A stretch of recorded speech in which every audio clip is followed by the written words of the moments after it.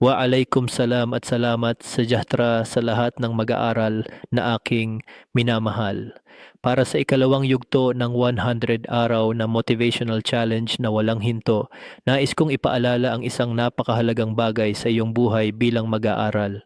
Ang pag-aaral ay hindi para sa guro. Ang pag-aaral ay hindi para sa magulang. Ang pag-aaral ay para sa iyong kinabukasan. Mga mag-aaral, minsan nakakaramdam kayo ng pagkabagot. Minsan nakakaramdam kayo ng pressure. Minsan iniisip ninyo na ang pag-aaral ay para lang pasayahin ang guro o matupad ang inaasahan ng magulang. Ngunit hindi iyan ang katotohanan.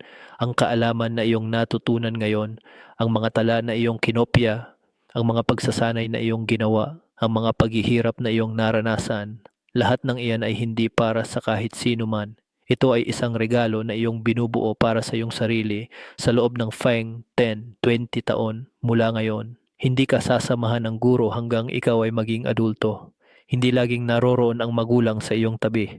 Ngunit ang kaalaman na iyong nakalap na ngayon, ang disiplina na iyong binuo ngayon, ang pagsisikap na iyong ginagawa ngayon, iyan ang mag-aalaga sa iyong kinabukasan. Ang pag-aral ay hindi lamang tungkol sa pagkuha ng A. Ang pag-aaral ay tungkol sa pagpapaunlad ng karakter. Ang pag-aaral ay laban sa katamaran. Ang pag-aaral ay tungkol sa pagsasanay ng utak upang maging matatag sa hamon. Ang pag-aaral ay isang pamumuhunan sa iyong buhay. Mga mag-aaral, kung mag-aaral ka dahil sa guro, mabilis kang mabibigo. Kung mag-aaral ka dahil sa magulang, madali kang susuko.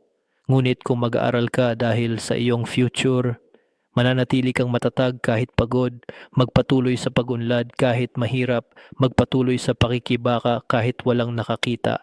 Ngayon, kahit kaunti lang ang pag-aaral, ayos lang. Ang mahalaga ay ginagawa mo ito dahil alam mo ang iyong kinabukasan ay maaari lamang hubugin ng ikaw mismo.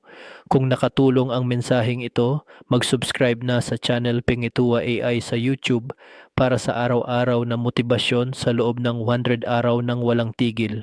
Ipagpatuloy ang pag-aaral dahil ikaw ay nagbubuo ng buhay na iyong pinapangarap